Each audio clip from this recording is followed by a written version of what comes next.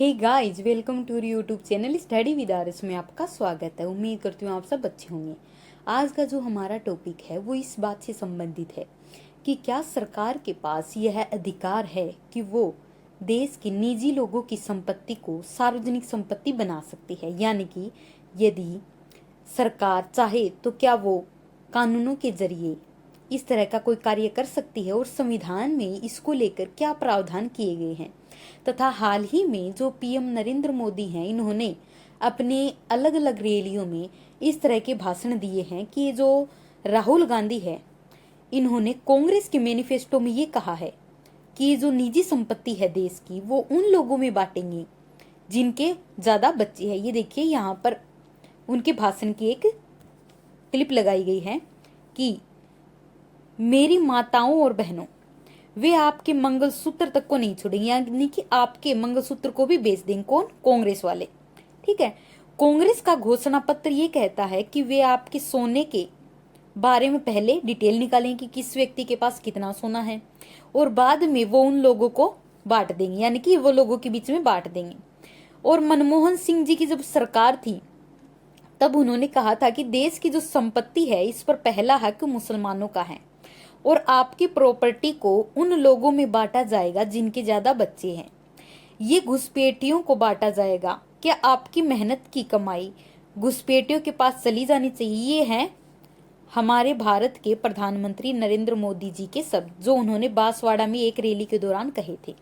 ये शब्द जो है ये पूरी तरह से सांप्रदायिकता से भरे हुए हैं। अब आज हमें ये देखना है कि क्या कांग्रेस के मैनिफेस्टो में इस तरह की कोई बात कही गई है और संविधान में जो प्रॉपर्टी है उसको लेकर क्या राइट दिए गए हैं, उसको लेकर क्या प्रावधान किए गए हैं, आज जानेंगे। ठीक है, तो चलिए शुरू करते हैं। अब पहले जानते हैं कि कांग्रेस का जो घोषणा पत्र है उसमें इस तरह की क्या कोई बात हमें देखने को मिलती है। दरअसल पीएम मोदी ने ये जो दावा किया है इसके अनुसार ये कहा है कि ये अपनी संपत्ति जो है, प्राइवेट संपत्ति है लोगों की, वो पब्लिक कर देंगे, यानी कि लोगों में बांट देंगे जो गरीब हैं। कांग्रेस ने अपने घोषणा पत्र में, जो कि 48 पेज का है मैनिफेस्टो, वो 5 अप्रैल 2024 को न्याय पत्र नाम से जारी किया था। इसमें किसी की निजी संपत्ति को लेकर सार्वजनिक रूप में किसी वर्ग विशेष को या लोगों को बांटने जैसी कोई बात हमें देखने को नहीं मिलती है। यानी कि इसके टोटल 48 पेज हैं और किसी भी पेज पर यह बात नहीं कही गई है कि लोगों की संपत्ति जो है पहले उसका पता लगाया जाएगा और बाद में उसको लोगों में बांट दिया जाएगा। यानी कि इस तरह की जो बातें कही गई हैं प्रधानमंत्री मोदी जी के द्वारा, इस तरह के जो शब्द हैं वो कहीं भी इस मैनिफेस्टो से मेल नहीं खा रहे हैं। अगर कांग्रेस सत्ता में आती है, ये कांग्रेस ने अपने मैनिफेस्टो की बात बताई है, तो वह नीतियों में कुछ इस तरह से बदलाव करेगी जिसके जरिए जो पैसा और इनकम की जो असमानता लोगों में बढ़ रही है वो कम की जा सके।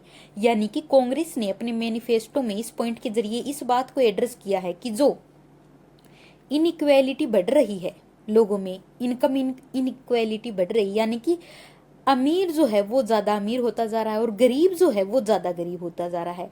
तो इस तरह का जो पैसे का एक तरह से देख सकते हैं गैप है, वो सरकार है वो अपनी नीतियों के जरिए इसे कम करने का प्रयास करेगी। ठीक है। अब जितनी भी जातियां हैं जिनकी संख्या ज्यादा है उनके लिए जातिगत गणना करवाई जाएगी। यानी कि कांग्रेस ने अपने मैनिफेस्टो में जातिगत जनगणना की बात कही है।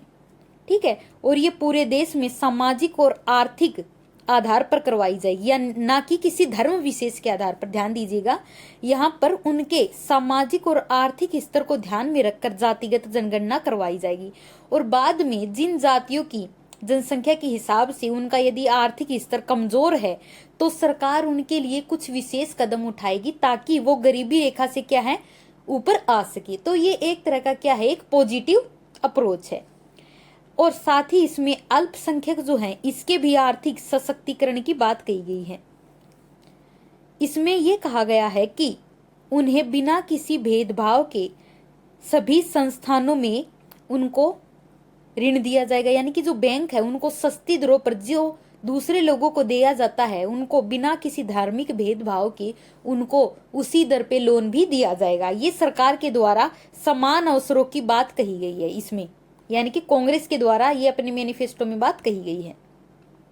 ये 48 पेज का है जो कि राहुल गांधी ने न्याय पत्र के नाम से जारी किया था। आप इनकी साइट पर जाकर ये मैनिफेस्टो पढ़ सकते हैं, जो कि यूट्यूब पे भी अवेलेबल हो सकता है, सभी ने बता रखा है। अब देखते हैं कि क्या राहुल गांधी ने अपने बयानों में इस तरह की कोई बात कही थी कि संपत्ति का बंटवारा किस तरह से होना चाहिए। दरअसल जब कर्नाटक में राहुल गांधी विधानसभा चुनाव से पहले कोलार में जब ये जनसभाएं कर रहे थे 16 अप्रैल 2023 को, तब उन्होंने ये बात कहा था कि SC/ST समुदाय जो है इनको आरक्षण जो है इनकी आबादी के हिसाब से मिलना चाहिए। ठीक है, यानी कि जितनी इनकी आबादी है उस अनुपात में आरक्षण इनके हक में होना चाहिए ताकि इनके साथ अन्याय न हो। फरवरी 2024 में राहुल ने भारत जोड़ो न्याय यात्रा के दौरान फरवरी 2024 में इन्होंने यात्रा प्रारंभ की थी, भारत जोड़ो न्याय यात्रा। इस दौरान इन्होंने बिहार में कहा था कि यदि इंडिया गठबंधन है वो यदि जीत कर आता है, सरकार बनाता है, तब सरकार आर्थिक और सामाजिक स्थिति जानने के लिए एक वित्तीय सर्वे करवाएगी, साथ ही इसके साथ जातिगत जनगणना भी करवाएगी। तो इसमें कहीं भी ये बात हमें देखने को नहीं मिलती है कि लोगों के जो मंगलसूत्र हैं वो छीनकर अल्पसंख्यकों या जिनके ज्यादा बच्चे हैं उनको बांट दिए जाएंगे।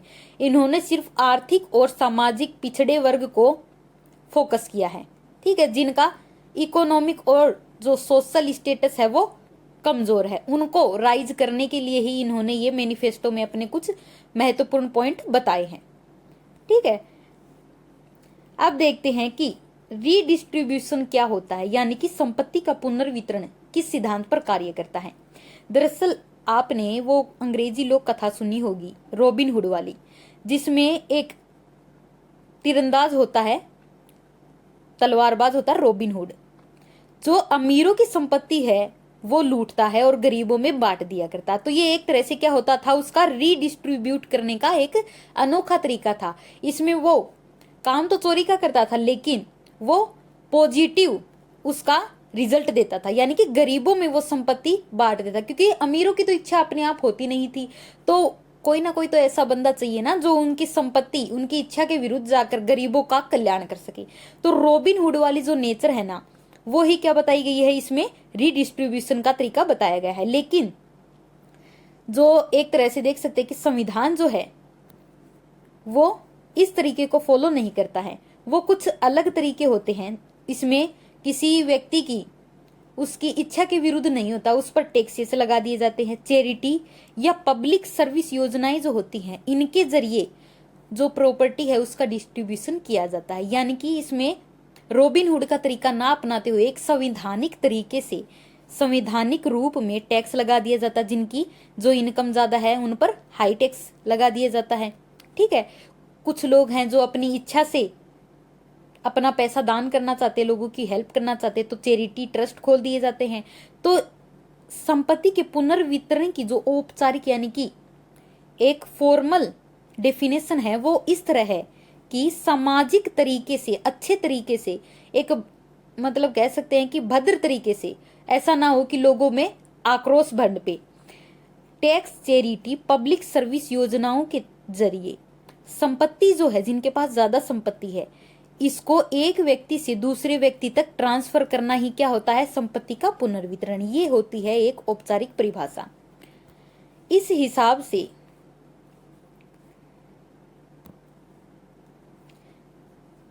संपत्तियों के पुनर्वितरण की परिभाषा है वो अलग है। ठीक है, और इस हिसाब से भारत जैसे लोकतांत्रिक देशों में भी किसी न किसी तरीके से, आज की बात नहीं है कि सरकार है वो गरीबों की मदद करना चाहती है, पहले भी भूमि सुधार आंदोलन किए गए हैं, भूमि सुधार जैसे रिफॉर्म किए गए हैं, जिसमें वो क्या था, संपत्ति का पुनर्वितरण करने का ही एक तरीका था। और इसका सबसे बड़ा उदाहरण है वो हमें इनकम टैक्स के रूप में देखने को मिलता है, यानी कि जिनकी इनकम ज्यादा है उनको इनकम टैक्स पे करना पड़ता है, और जिसने ज्यादा पैसा कमाने वाले लोग जो हैं वो अपनी कमाई का ज्यादा हिस्सा टैक्स के बतौर सरकार को देते हैं, यानी कि टैक्स के रूप में सरकार को जमा करवाते हैं। जबकि कम कमाई वाले जो लोग हैं वो कम टैक्स देते हैं और जीरो टैक्स देते हैं, यानी कि जिनकी कमाई बिल्कुल कम है उन पर कोई टैक्स नहीं लगता है।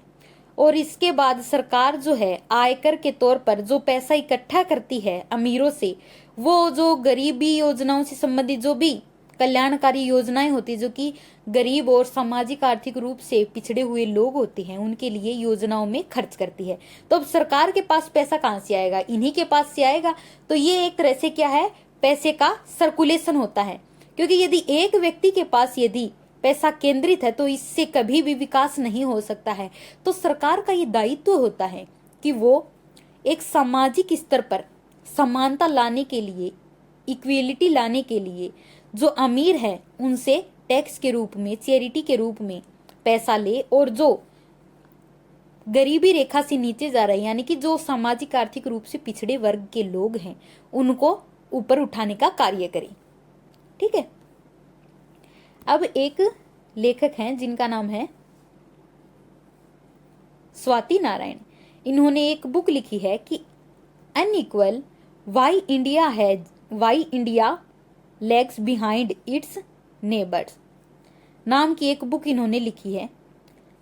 इसमें इन्होंने कहा है कि देश की सरकार जो है वो देश में स्वास्थ्य, शिक्षा और जीवन की मूलभूत सुविधाओं को देने की जिम्मेदारी रखती है। यानी कि सरकार का ये दायित्व होता है कि वो अपनी जनता को जो मूलभूत आवश्यकताएं हैं, उनकी हेल्थ, एजुकेशन और उनका जो लाइफ स्टाइल है, उनको अच्छे से बढ़ा सके।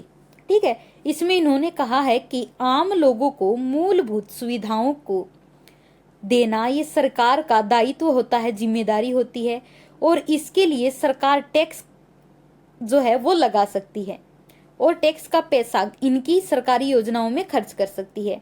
और ये एक तरह से वेल्थ डिस्ट्रीब्यूशन का ही एक तरीका होता है। इसके अलावा कई और भी तरीके होते हैं जिसके जरिए भारत में पैसे का रीडिस्ट्रीब्यूशन जो है वो पहले भी किया जा चुका है। जैसे कि भूमि सुधार आंदोलन, जो जमींदारी प्रथा थी उसको खत्म किया गया। जिसके पास ज्यादा जमीन थी, सरकार ने संपत्ति का अधिकार हटाकर वो जमीन जो है वो जो जिनके पास जमीन नहीं थी खेती करने के लिए उनको दी। तो इस तरह की जो भूमि सुधार आंदोलन है वो भी क्या है, एक तरह से वेल्थ डिस्ट्रीब्यूशन का ही उदाहरण है। ये लेखिका कहती है कि केरल और बिहार जैसे राज्य में सबसे पहले जमीनों का पुनर्वितरण किया गया था। यानी कि केरला और जो बिहार है वहां पर सबसे पहले भूमि सुधार कार्य किए गए थे। इसके अलावा कई सरकारी योजनाएं भी हैं जिनके जरिए सरकार गरीबों के उत्थान के लिए देश का जो राजस्व है वो खर्च करती है। और जो लोग इस तरह के पुनर्वितरण के समर्थक हैं, जो मानते हैं कि सरकार का ऐसा करना उचित है, पॉजिटिव है, वो कहते हैं कि समाज के लोगों के बीच अमीरी गरीबी की जो खाई है इसको पाटने के लिए पैसे का वितरण करना बहुत ही जरूरी है। यानी कि इंसानियत भी कहती है कि यदि किसी व्यक्ति के पास अधिकता है और यदि कोई व्यक्ति है वो भूख से तड़प रहा है और इसके पास एक्सेस में खाना पड़ा हुआ, तो इस व्यक्ति का नैतिक दायित्व बनता है कि वो इस भूख से तड़पते हुए व्यक्ति को जीवन दान दे। और यदि उसकी इच्छा नहीं है तो इन पर जो सरकार कंट्रोल कर रही है वो इसको मरने से बचाने के लिए इसके पास से जो वेल्थ है, संपत्ति है, वो लेकर इसको जीवित कर सकती है। मतलब इस सरकार का दायित्व ही यही होता है कि वो जन कल्याण को बढ़ावा दे। ठीक है। अब ये बातें तो हमने जान ली कि कांग्रेस का मैनिफेस्टो क्या बात कहता है, उसमें कौन कौन से पॉइंट थे, और इन एक्सपर्ट्स के जवाब भी हमने देख लिए। अब देखते हैं कि संविधान में इसको लेकर क्या प्रावधान किए गए। आगे देखें कि सुप्रीम कोर्ट में इसको लेकर क्या बहस चल रही है। दरअसल जो भारत का संविधान है इसमें वेल्थ डिस्ट्रीब्यूशन यानी संपत्ति के पुनर्वितरण पर कोई ऐसे स्पष्ट रूप से क्लियरिटी से कोई बात नहीं कही गई है। दरअसल इसमें संविधान का एक आर्टिकल है 39B। इसमें सिर्फ इतना ही कहा गया है कि समुदाय का जो भौतिक संसाधन है उसका स्वामित्व और नियंत्रण है वो इस तरह से होना चाहिए कि आम लोगों की भलाई हो सके। यानी कि संविधान में एक तरह से जो सरकार है उसको ये कह दिया गया है कि जो संपत्ति है वही वो एक जगह केंद्रित नहीं होनी चाहिए। सरकार ऐसी कोई नीतियां लेकर आए जिससे गरीबों का भला हो सके। ठीक है, और जो गरीब और अमीर के बीच की जो अंतर है इसको कम किया जा सके। यानी कि जो संपत्ति का अधिकार है उसको केवल एक व्यक्ति तक ही केंद्रित करना नैतिक दायित्व नहीं है, सरकार का दायित्व है कि वो जो गरीबी रेखा से नीचे आते हैं, जो पिछड़े हैं, उनका उत्थान करें। साथ ही ये भी बात कही गई है संविधान में कि स्टेट यानी कि राज्य यानी कि देश अपनी नीति को इस तरह से निर्देशित करेगा कि आर्थिक व्यवस्था के संचालन से पैसे और उत्पादन के जितने भी साधन हैं उस पर आम लोगों के नुकसान के लिए संकेंद्रण ना हो। यानी कि स्टेट जो है, राज्य सरकार जो है, सरकारें जो हैं, वो इस तरह से अपनी पॉलिसी लेकर आएगी कि उस पर जो प्रोडक्शन के जो यूनिट होते हैं उन पर केवल अमीर को हक ना हो, उन पर सभी लोगों को बराबर हक मिले। ठीक है, यानी कि पैसा और उत्पादन करने का हक केवल एक व्यक्ति के पास नहीं होना चाहिए जिसके पास पैसा है। सभी व्यक्ति को स्टार्टअप खोलने का अधिकार होना चाहिए, सभी व्यक्ति को बिजनेस करने का अधिकार होना चाहिए। यदि जो करना चाहता है वो अधिकार संविधान के द्वारा दिया गया है। यदि इस तरह का कोई व्यवहार होता है तो वो संविधान का उल्लंघन माना जाता है। यानी कि ये भी एक तरह से वेल्थ डिस्ट्रीब्यूशन की बात जो है वो संविधान ने इस आर्टिकल 39B में कही है। साथ ही 39B में जब इसका ड्राफ्ट बनाया जा रहा था तो संविधान सभा में इसको लेकर जोर शोर से चर्चा हो रही थी कि भाई ये जो आर्टिकल है इसको एक तरह से क्लियर किया जाए कि संपत्ति में कौन कौन सी संपत्तियां हैं वो सामुदायिक मानी जाएगी। यानी कि क्या प्राइवेट संपत्ति है उसको भी सरकार कंट्रोल कर सकती है, लेकिन संविधान में जो है इस तरह की प्राइवेट एंटिटी का शब्द जो है वो शामिल नहीं किया गया है। तो यहीं पर आकर पेच फंस जाता है कि जो प्राइवेट लोग हैं, निजी संपत्तियों को जब सरकार किसी कानून के जरिए लोगों में बांटना चाहती है किसी अच्छे उद्देश्य के जरिए, तो जो लोग हैं वो कोर्ट में जाके खड़े हो जाते हैं कि ये निजी संपत्तियों को हमारा अधिकार समझ के छीन रही है। ठीक है, तो जब ये जोड़ा गया था तो संविधान सभा के सदस्य अर्थशास्त्री केटी शाह चाहते थे कि संविधान उद्योगों में से किसी एक व्यक्ति या लोगों का एकाधिकार स्थापित होने से रोक दे। यानी कि केटी शाह इस बात के पक्ष में थे कि संविधान में ये क्लियर बात कर दी जाए कि पैसे वाले के पास ही ये अधिकार नहीं है कि वो बिजनेस खोल सके, उद्योग लगा सके।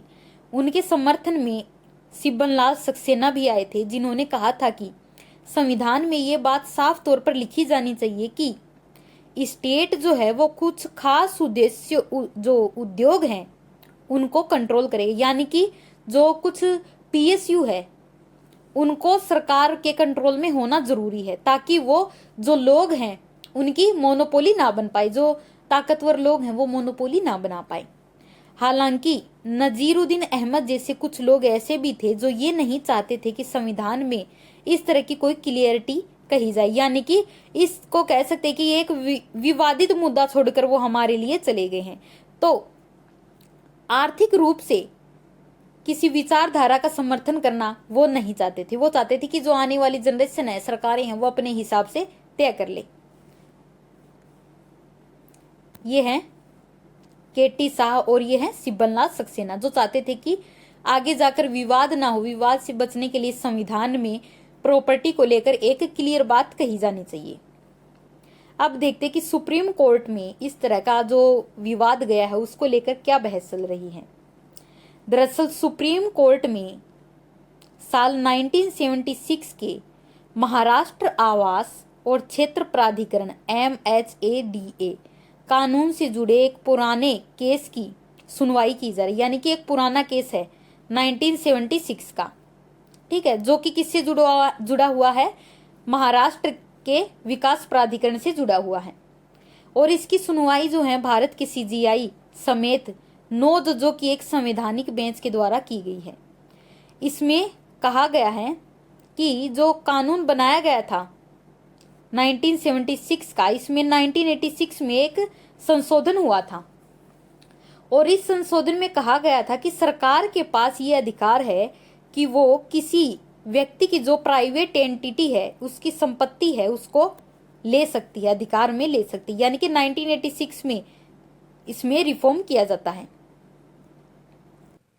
साथ ही जो MHAD है, इसने कहा सुप्रीम कोर्ट में कि ये जो संशोधन है ये आर्टिकल 39B को लागू करने के लिए ही किया गया, यानी कि संविधान में जिक्र किया गया है कि जो सामुदायिक संपत्ति है उसका संकेंद्रण होने से बचा जा सके, और इसी के लिए ये 1986 में संशोधन किया गया है। इसके खिलाफ जो है, इस संशोधन के खिलाफ कुछ लोगों ने याचिका दायर की कि देखो भई हमारी संपत्ति, प्राइवेट संपत्ति को सरकार क्यों जब्त कर रही है, हम नहीं देंगे। इस तरह से विवाद खड़ा हुआ, याचिका पे याचिका लगाई गई, तो इसकी सुनवाई की गई। जब सुप्रीम कोर्ट में इस केस की सुनवाई चल रही है तब ये कहा जा रहा है कि किसी व्यक्ति की निजी संपत्ति को आम लोगों की भलाई के लिए सरकार अपने कब्जे में ले सकती है या नहीं। ये एक यक्ष प्रश्न आकर खड़ा हो गया है कि क्या भलाई करने के लिए किसी व्यक्ति की जो संपत्ति है वो काम में ली जा सकती है या नहीं। तो इसके लिए सुप्रीम कोर्ट में अभी बहस जारी है, और इसके ऊपर 25 अप्रैल को सुनवाई के दौरान सुप्रीम कोर्ट ने कहा कि मुंबई के प्रॉपर्टी ओनर्स एसोसिएशन और दूसरे पक्षों के वकील का कहना था कि 39B और 31C के तहत राज्य निजी संपत्तियों को जब्त कर सकता है, यानी कि इसमें एक POA एसोसिएशन है और इसमें कुछ वकील हैं जिन्होंने हवाला दिया 39B आर्टिकल का, जो कि संविधान में संपत्ति के पुनर्वितरण की बात कहता है, ठीक है। और 31C है, वो भी कहता है कि राज्य जो है यदि उसे उचित लगे कि अब निजी संपत्तियों का पुनर्वितरण करने का समय आ गया है, लोगों में गरीबी ज्यादा है, तो वो उनकी संपत्ति को बांट सकती है। इस पर बेंच ने निजी संपत्ति के समुदाय के भौतिक संसाधनों में शामिल न करने के विचार के खिलाफ आग्रह किया। बेंच ने कहा कि यह सुझाव देना अतिवादी हो सकता है कि समुदाय के भौतिक संसाधनों का मतलब सिर्फ सार्वजनिक सरकारी संसाधन है और निजी संपत्तियां इसमें शामिल नहीं। यानी कि सुप्रीम कोर्ट ने भी इस आर्टिकल की सपोर्ट करते हुए कहा है कि यह गलतफहमी में मत रहिएगा कि जो सरकारी संपत्ति है इसमें केवल सरकार के संसाधन आएंगे, जो सरकार के पास है केवल वो ही बांट सकती है, ऐसा नहीं है।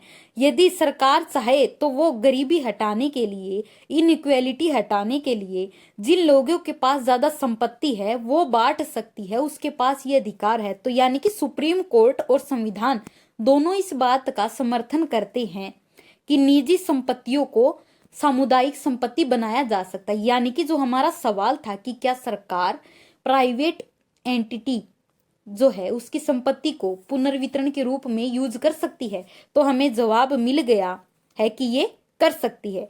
और ये कहना कि बिल्कुल नहीं कर सकती, ये एक अतिवादी नजरिया होता है, क्योंकि समाज जो है वो केवल आपसी सद्भाव की भावना से चलता है, सहयोग की भावना से चलता है।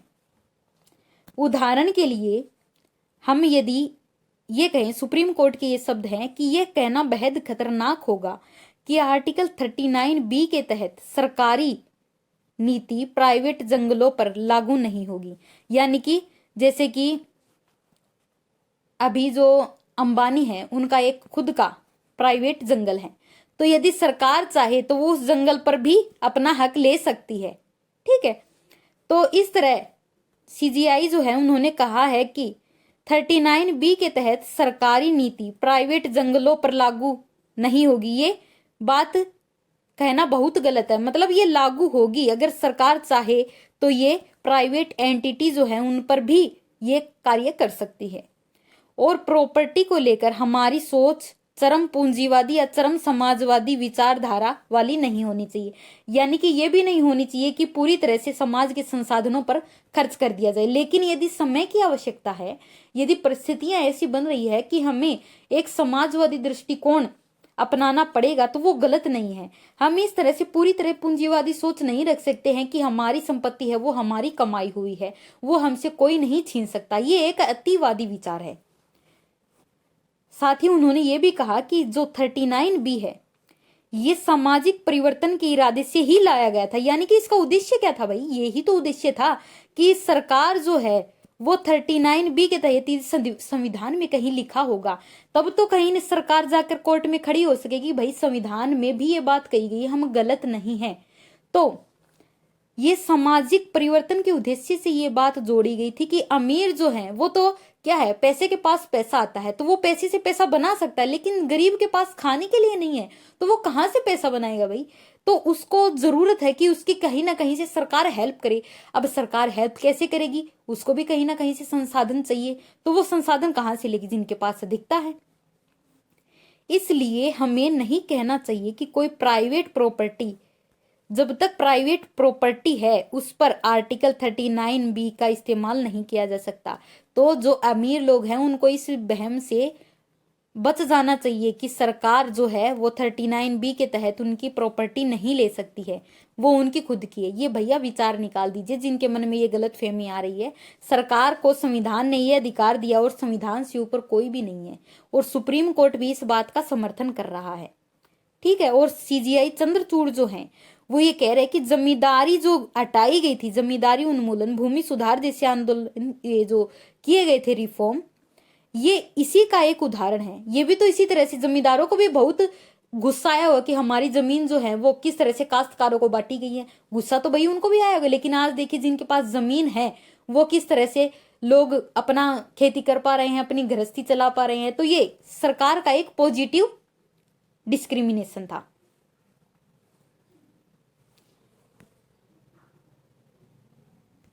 साथ ही जो CGI हैं इन्होंने ये भी कहा है कि प्रॉपर्टी जो है ये किसी व्यक्ति विशेष की नहीं है। ठीक है, आपने कमाई है, लेकिन कमाई कहाँ से है? आपने जो प्रोडक्ट बेचा वो प्रोडक्ट खरीदा किसने? भाई सोसाइटी ने खरीदा है। और यदि सोसाइटी ही आपको नकार दे, उसी का आप भला नहीं कर रहे हैं, तो किस तरह से आप अपनी प्रॉपर्टी कह सकते? क्योंकि आपके प्रोडक्ट जो है वो सेल कहाँ पे हो रहे हैं? सोसाइटी के अंदर। खरीद कौन रहे हैं? देश की जनता। तो यदि देश की जनता में जो आपकी कमाई का पैसा है वो ही नहीं काम आ रहा है, तो वो किस तरह से आपकी प्रॉपर्टी हो सकता है? और यह कहना चरम समाजवादी नजरिया है कि संपत्ति को लेकर हम बंटवारा नहीं करेंगे। ठीक है, संपत्ति को लेकर जो है संविधान में गांधीवादी सिद्धांत अपनाया गया है, जिसमें ट्रस्टीशिप का एक तरह से सिद्धांत कहा गया है। संविधान में ये कहा गया है कि भारत में किसी प्रॉपर्टी को न सिर्फ आने वाली पीढ़ियों के लिए बल्कि पर्यावरण के लिए भी, फिलहाल जो है इस मामले पर सुनवाई चल रही है। ठीक है, और इस सवाल का जवाब जो है अभी आना बाकी है कि निजी संपत्तियों को आम लोगों की भलाई के लिए सरकार जो है वो अधिग्रहित कर सकती है या नहीं। अभी इसका फैसला नहीं आया है, लेकिन हमें पहले अपने भारत की जो सिचुएशन है वो देख लेनी चाहिए कि भारत में संपत्ति की जो स्थिति है वो किस तरह की है। दरअसल भारत में 1% ऐसे लोग हैं जिनके पास 40% पैसा है। ठीक है, तो एक तरह से एक आदमी के पास ही देश का 100 में से कुल 40 रुपए एक अकेला व्यक्ति लेके बैठा हुआ है। ठीक है, हम इस तरह से आम भाषा में समझ सकते हैं, यानी कि 100 में से केवल एक व्यक्ति के पास 40 रुपए है, बल्कि बाकी के जो 99 बचे हैं उसके पास कितने बचे हैं? केवल 60% बचे। और इसमें से भी जो कुछ लोग ऐसे हैं जो कि इनसे कम रैंकिंग के, मतलब अमीरों से थोड़ी नीची रैंकिंग वाले भी तो लोग मिलेंगे हमें, तो उनके पास भी क्या है? संपत्ति अधिक मात्रा में। यानी कि संपत्ति जो है केवल एक व्यक्ति के पास ही संकेंद्रित हुई है अभी तक। तो ये जो वर्ल्ड इनइक्वेलिटी लैब द्वारा एक ये डेटा जारी किया जाता है, income and wealth inequality in India, the rise of the billionaire Raj, एक ये हालिया रिपोर्ट जारी की गई है, जिसमें कहा गया है कि देश में जो आर्थिक असमानता की खाई है वो बहुत ज्यादा बढ़ गई है।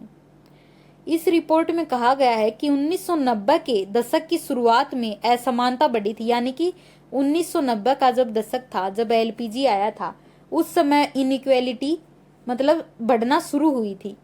लेकिन अब ये जब समय आया है 2014 से 15 और 2022-23 का, इस पर तो जो इनइक्वेलिटी है इसने अपनी सीमा ही पार कर दी। यानी कि जो पहले 1990 के दशक का था उससे कई गुना ज्यादा अब इनइक्वेलिटी देश में बढ़ चुकी है।